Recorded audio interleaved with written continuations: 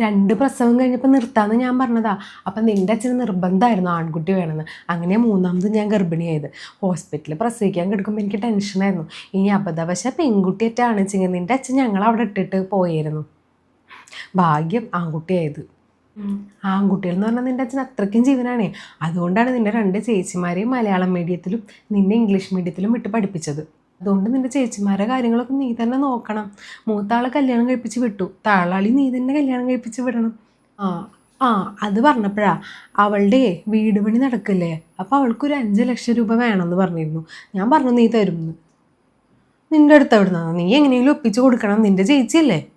പിന്നെ അവൾക്ക് കോളേജിൽ ഫീസ് കെട്ടാൻ സമയമായി. നീ അപ്പോൾ അതും കൂടി നോക്കിക്കോ. അപ്പോൾ ഈ 5 ലക്ഷം ഇവളുടെ ഫീസിൻ്റെയും കൂടി എങ്ങനെയാ ചൊപ്പിച്ചിട്ട് നീ നോക്ക്. അച്ഛനിപ്പോൾ ജോലിക്കൊന്നും പോകാത്തതുകൊണ്ട് അച്ഛൻ്റെ കയ്യിൽ എവിടുന്നാ കാശ്? ഇനിയിപ്പോൾ നീ തന്നെ നോക്കണം വീട്ടിലത്തെ കാര്യം. അത് പറഞ്ഞപ്പോഴാണ് കറണ്ട് ബില്ലും കൂടി അടയ്ക്കാണ്ട് കേട്ടോ.